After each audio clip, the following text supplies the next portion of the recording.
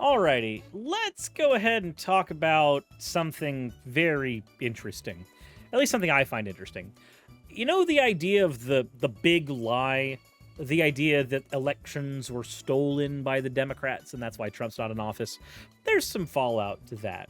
A lot of it stemming around the idea that when people cannot trust the results of their election, they start to not trust the merits of democracy and then start advocating for a different, less democratic system. Those tend to be very authoritarian. But we'll get into the details of that here in a moment.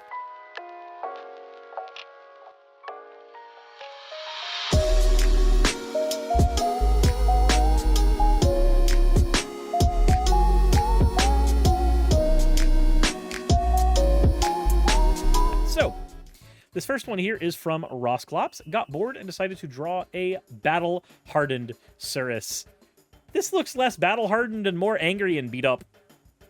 But then again, I guess being angry and beat up would battle-harden you. I've watched enough Dragon Ball Z. Also, those eyes, they are staring death at me. Those eyes want me to repent. Holy shit, I've done something wrong. The next one we have is from Aurelius at a Chibi Raz. And there's even a little slime. He's a tiny little slime. He is a baby Chibi Raz. He is adorable. Then we have one from Bon Bon Berry. It said, when Timer Kun gets doubled. Oh no. Oh no. This is also part of the thumbnail project going forward. As always, thank you all for your fan art submissions. If you want your fan art to be shown in a future video, the best way to do so is to drop it into the fan art section of the Discord. With that said, if you haven't subscribed already, maybe consider doing so, and maybe even check out the Patreon so that you can see what goes on behind the scenes with the channel. With that said, let's go ahead and get right into this. This is an article from Right Wing Watch. I do not like that they have a giant bar here that is cutting off part of the article. That just, I hate this kind of website design. I really do. Guys over at Right Wing Watch, I know none of you watch my channel. None of you know of my existence. But please hear my complaint. You can make it so that when you scroll down, this part of the bar hides and it leads for more visibility on the screen. Like, that's a thing you can do. It would be very helpful. Crow, thank you very much for redeeming your points for an... You fucking degen. Analysis. The January 6 hearings closed for the summer last Thursday night with a plea from Republican House Voice Chair Liz Cheney. Citing the conservative heroine, British Prime Minister Margaret Thatcher, Cheney called on the public, let it never be said that the dedication of those who love freedom is less than the determination of those who would destroy it. Cheney may be willing to pursue former President Trump to the gates of hell in her determination to expose his threat to democracy. Her party, on the other hand, appears willing to join him there. As the House Select Committee presented damning evidence of Trump's month-long campaign to overturn the election, crescendoing in the violent attack on the U.S. Capitol that left 7 dead and about 150 police officers injured, right-wing groups are starting to make sure that the next time Trump or any other wannabe dictator will be successful. Around the country, right-wing forces are seeking to control state elections by pursuing Secretary of State offices and taking over roles typically held by nonpartisan election workers. They're spreading voter fraud conspiracy theories, casting doubt on the integrity of elections. They're no longer flirting with violent rhetoric, but embracing it.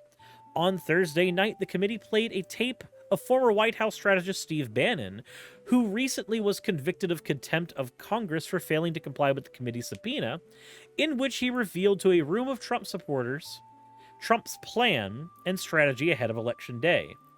What Trump is gonna do is just declare victory, right? Bannon told associates on October 31st, 2020. He's gonna declare victory, but that doesn't mean he's a winner. He's just gonna say he's a winner. More of our people vote early that count. Theirs vote in the mail. And so they're going to have a natural disadvantage. And Trump's going to take advantage of that. That's our strategy. He's going to declare himself a winner. God, I'm getting... Why am I choosing frickin' the little satyr from Hercules? Why am I choosing his voice? I got 2 things to tell you, champ. Jesus. But you know, that's kind of what we've seen him do this whole time, right? We've seen Trump constantly say that he won the election was stolen, it was his the whole time. And the thing is that it's worked. Like, all things considered, his constituents have rallied behind that. They haven't seen him refusing to go to his room as a sign of weakness, but a sign of strength. Hearing Bannon as Danny DeVito makes him palatable, at least. Trump knew he lost when he spread baseless claims about a stolen election. Countless aides testified to the select committee that they repeatedly told the former president that his conspiracy... Oh, God. That his conspiracy theories about the election were just that, conspiracy theories. Or in the word of his attorneys general, Bill Barr, complete bullshit. Trump lost by 7 million votes, lost key battleground states, and lost dozens of lawsuits in which he or his supporters claimed voter fraud. And yet, Trump persisted. Bannon reveled in the chaos, and the chaos opened the door for others. Last fall, California Republican Larry Elder suggested voter fraud would steal the election from him until the results of the gubernatorial race came and showed how soundly his bid was crushed. Radical America First candidate Shekinah Hollingsworth received a few hundred votes in her bid to become a member of the Maryland House of Delegates, but that didn't stop her from alleging election fraud. In Georgia, the conspiracy theory-minded, gun-toting Christian nationalist Candace Taylor received 3.4% of the vote in that state's GOP gubernatorial primary. She predictably claimed the election was stolen and refused to concede. Rachel Ham in California played the same game, as did Bianca Garcia in Texas. We could go on. So I'm going to go and say, one of the aspects of making a democracy function, one of the most important bits is the ritual. And I hate to word it that way because it's going to make it sound dumb, but it's the ritual. The handing over willingly of power to the next person in their seat. That's what's important. That's the thing that marks democracy by and large, is everybody coming together and not only voting for their participants, but also seeing that their vote was heard and then willingly accepted by those in power, as opposed to those in power clinging on to power for as long as they can. What's anti-democratic is something like President Trump clinging on to that power despite losing the votes. But we do have examples of that. Let's take a listen to what it was like when Candace Taylor decided to go on her tirade. I wanted y'all to know that I do not concede. I do not. And if the people who did this and cheated are watching, I do not concede. And the people of Georgia will not allow me to. I want you to feel inside of your gut a righteous anger for justice. I want you to pray specifically, I want you to pray for dark to be brought to light, for justice for the state of Georgia. And anyone who has helped contribute to this crime, to this travesty, anyone who's contributed to this, I want you to pray that they feel so guilty they come forward. God can do anything he wants to. So we pray for guilt. Wait, so if God can do everything he wants to, then why can't he get you elected? If God's will is always to be done, then it was God's will that you fucking lost. Maybe accept that. That would be healthier for you. At least, you know, for me. That's my perspective on that. But in other words, I'm fully aware that I've lost, but I'm going to claim I didn't to stir up my base. Yeah, this idea within the GOP that, like, if you claim you lost, then you're accepting defeat and that's weakness. No, Defeat is how we learn. Loss is how we learn. Everybody loves a winner, but you don't win all the time. You sometimes lose, and losing is okay. Losing is a thing that happens. It is a natural part of life. It's a natural part of all competitions. Maybe it's a good idea to accept that losses happen. Sometimes you lose. And instead run the narrative of, we're going to learn from this, we're going to come back better and stronger next time. That would sound more powerful than what equates to a piss baby tantrum to me. But anyway, with such false claims of fraud, far-right forces and right-wing media have been able to convince a broad swath of the American public that our elections are not safe. They have convinced Trump supporters that poll workers, public servants like Wandria Moss, who became the focus of Trump's ire when he basically accused her of processing fake ballots, are to blame. And so they harass them and threaten them. And when they have driven good people away from those posts, they try to take their places. A month after the failed insurrection, Bannon called for followers to take this back village by village, precinct by precinct. According to ProPublica, GOP leaders in 41 of 65 key counties reported an unusual increase in signups since his call to action. This strategy to attack and replace local election officials with Trump loyalists is one we're seeing play out from Fulton County, Georgia, to Yavapai County, Arizona, with the full weight of the Republican Party behind it. The Republican National Committee, which aided Trump in his plot to stay in power, has spent millions on 17 states to recruit more than 14,000 poll workers and 10,000 poll watchers already, according to the Washington Post. Do you know what poll watchers sounds like to me? It sounds like having people who are just standing around threatening, watching the events take place. That starts to sound less like, making sure elections are free and safe, and more like those areas are very fucking dangerous. That's how that reads to me. But maybe I'm wrong. Working with the RNC is Cleta Mitchell, a Trump lawyer who was on the infamous call in which Trump asked Georgia Secretary of State Brad Raffensperger to find 11,780 more votes. Mitchell is leading the so-called election integrity effort by the Conservative Party Institute, which seeks to bring together local right-wing groups with established conservative behemoths like the Heritage Foundation. The Brennan Center describes CPI as such. The network has published materials and hosts summits across the country with the aim of coordinating a nationwide effort to staff election offices, recruit poll watchers and poll workers, and build teams of local citizens to challenge voter rolls, question postal workers, and be ever present in local election offices, and inundate election officials with document requests.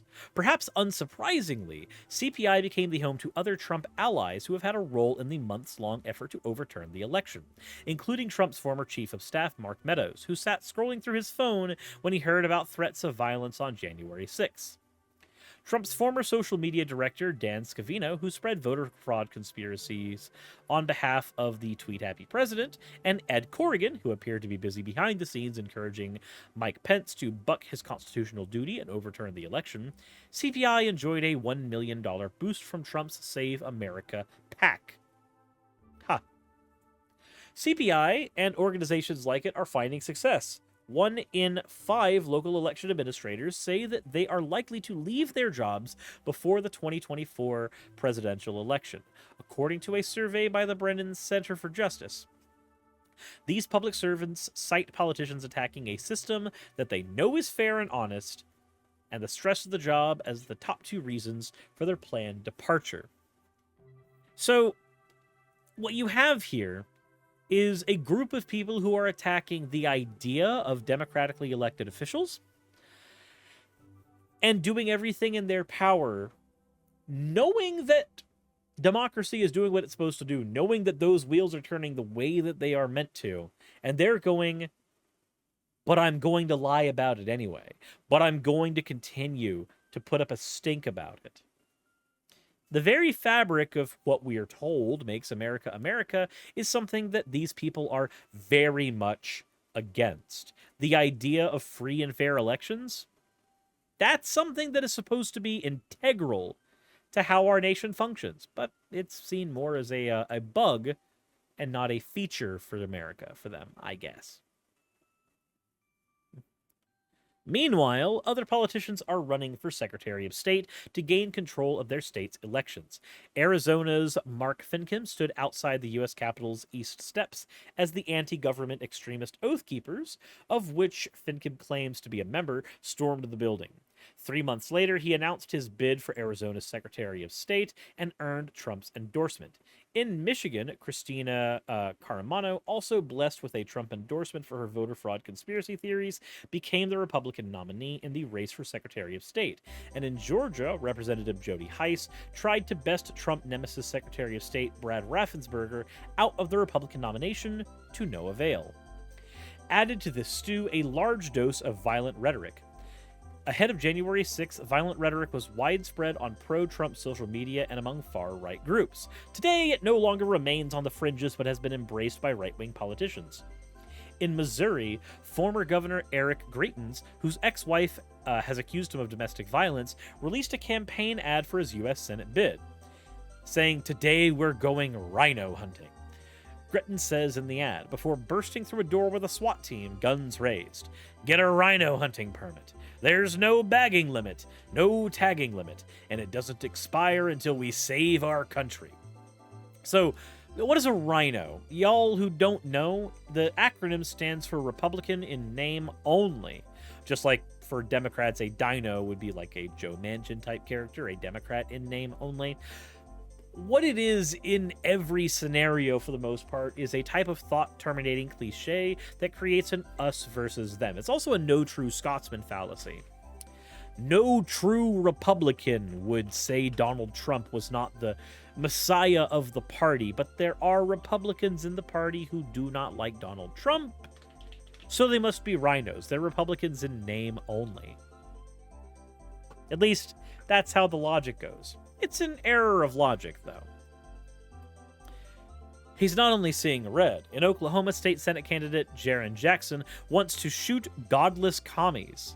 In February, Arizona State Senator Wendy Rogers voiced her desire to build more gallows in a video address to white nationalists.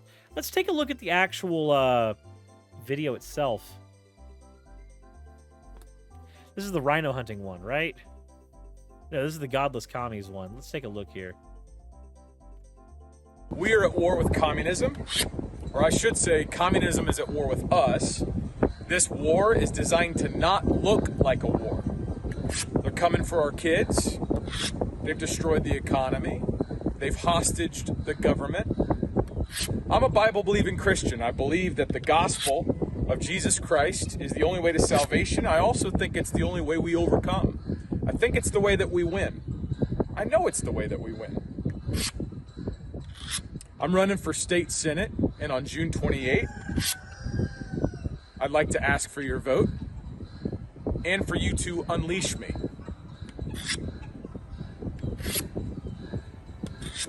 For you to unleash me. We are at war.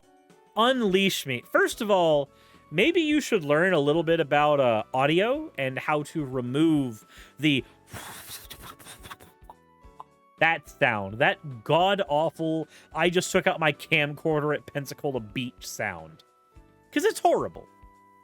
Secondly, the threatening, "I'm the bearded man, sharpening my knife. I'm going to use it on the godless communists." Like, okay. He's got some more stuff for us to listen to, though. Let's take a look. It's really easy to put a bullet in someone else's head. It's not hard. You get a gun, you load it. I have no guns. They're all replicas, and magic rocks don't shoot. You can take a gun, shoot somebody in the face. It's not hard. Sometimes it might even be fun. If they're a godless commie and you really hate them, like it feels good, fleshly good, to fulfill your flesh. But that's wrong. It's sinful. That's why we don't do it. It's really easy to put a...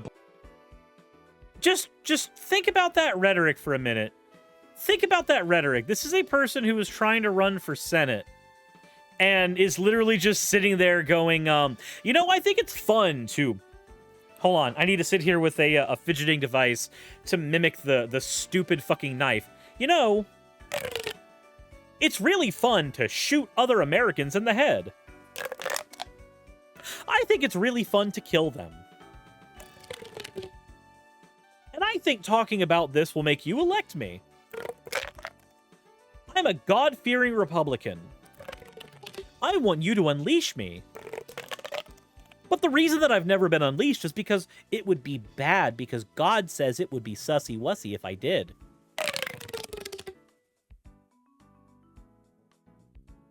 Yeah, it sounds real fucking stupid when I say it like that. Almost as if it was real fucking stupid to say the first time.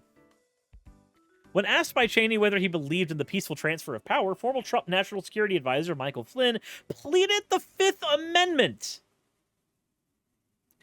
The recorded testimony, which was shown during the 6th hearing, was shocking, and yet Flynn is not alone. Republicans are more likely than any other American to say political violence might be necessary, with 4 in 10 subscribing to that belief. According to a survey conducted by the conservative American Enterprise Institute shortly after the January 6th attack. Perhaps that's why, after hearing Trump's suggestion that Mike Pence was a traitor to the country, so many of the Trump supporters storming the Capitol were keen on hanging the former president. Gwyn Opie, thank you for redeeming your points for an owl. Owl. That's a heck of a situation to try to plead the Fifth. Yep.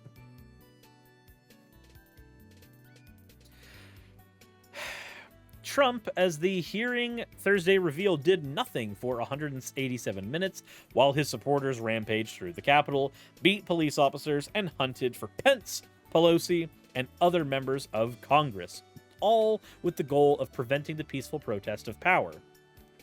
As we move into the 2022 elections, Americans have a choice about the future of democracy in our country and whether the coup next time will succeed. Dark Fandango, thank you for redeeming your points for an... You fucking degen. So, going through the entire article, what's really the takeaway here? Well, the takeaway here, I disagree with one thing where Right Wing Watch is concerned. They seem to be under the idea that in 2022, in this year, we're going to see another incident, potentially. There's risk for another incident. I don't really think so, because most Americans do not care enough about the elections for the House and the elections for the Senate. They just don't. When it comes to the big primary election for the president, they tend to care more. They're publicized a lot more. Those are things that they care about infinitely more than anything else, because we as Americans are oddly fixated on our president and not as fixated as we should be on the other legislative houses that keep the country running. If there is a risk of something happening, I don't think it's going to happen in 2022. I think it would happen in 2024. I think that would be more likely. I could be wrong. That's not a prediction. That's just based on the theatrics of everything. It would seem more likely that 2022 is going to be more bog standard, whereas 2024, there is probably a risk of some bullshittery happening. Said it's what everyone said. Darwin, you're alone, you're shy, you seem shy. I mean, kids don't want to be close to others. What? I'm confused. There's a conversation happening. I do think the 2022 outcome does mean a lot for the severity of 2024, though. Well, yeah. The 2022 outcome is going to determine what our House of Representatives and Senate look like. Like, it matters for that, definitely.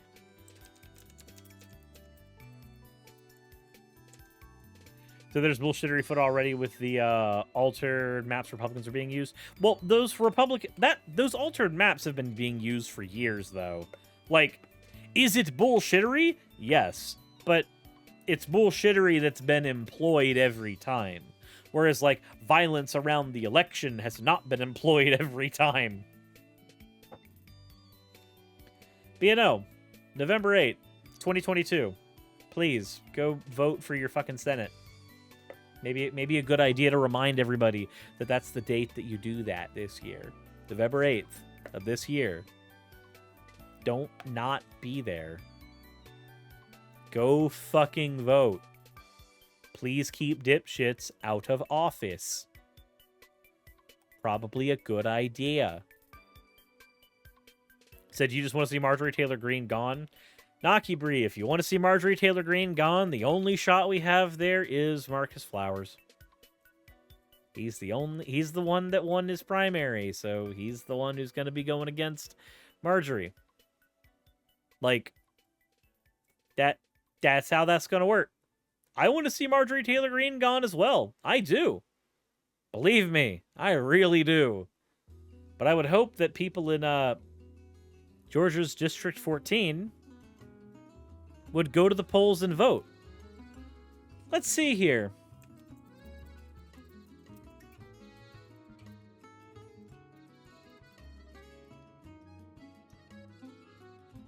Let's see here. What's your opinion on Flowers? Do you think he has a shot?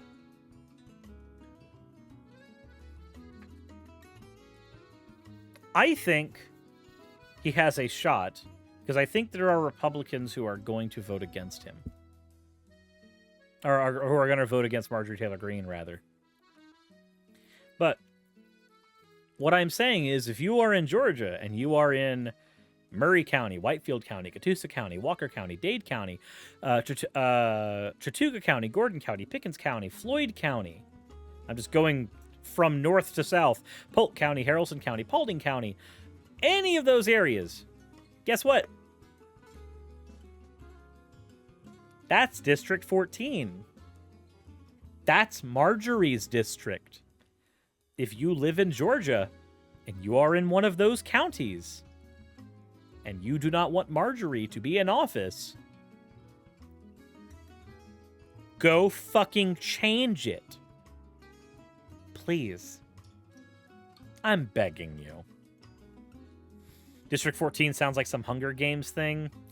I mean, Hunger Games did take place in the United States for a reason. Good series, though. I need to reread it again. But, with all that said,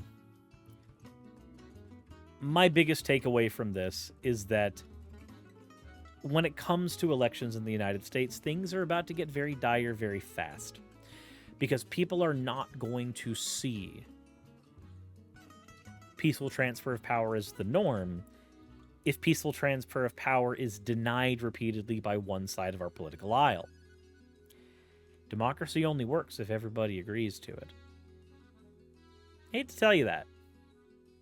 Said Hunger Games only has 12 districts. Not anymore. Yeah. Not after, well, I don't want to say spoilers for what happens in Hunger Games, but is it, though? I thought Hunger Games was generic young adult love triangle youth against the world stuff. No? Actually, Hunger Games takes pretty good strides to shit on that idea. Like, there is a love triangle that happens, and it is ultimately meaningless. There is a main character who believes she is the one person against the world, and ultimately all of her efforts are meaningless. Like, quite literally, the final fights in Hunger Games happen without Katniss Everdeen being present. She gets there late. So, I don't know. Like, if you haven't read the book, I'd highly suggest so. But please read the book. Please read the book.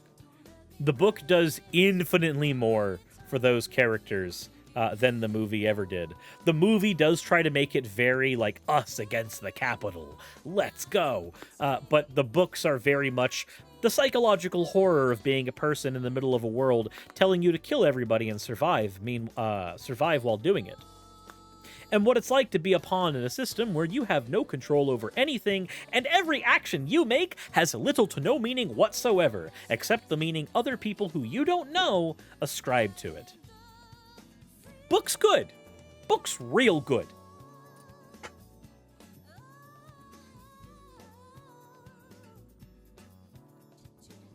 Sidisi was a fourth Hunger Games book a while ago. Is there a fourth book? What the fuck would be a point of a fourth book for that series? Oh, right! The one where it talks about the kids. I haven't read that yet. I need to. I do need to read that. Like reading Maze Runner versus watching it, or reading Aragon versus watching it. Hot take, guys. I read Aragon as a kid, and I fucking hated it. I wish all the artistic endeavor, but it read like a book written by a 15-year-old, because it was. I'm sorry. I did not enjoy that book. It read terribly. I loved that type of fiction when I was a kid, and I could not stand it. I still have my copy of it literally sitting at my feet right now in my ottoman, and I will never reread it. Anyways, United States democracy, please go fucking fix it. Anyway, as always, everybody, insert end of video tagline here.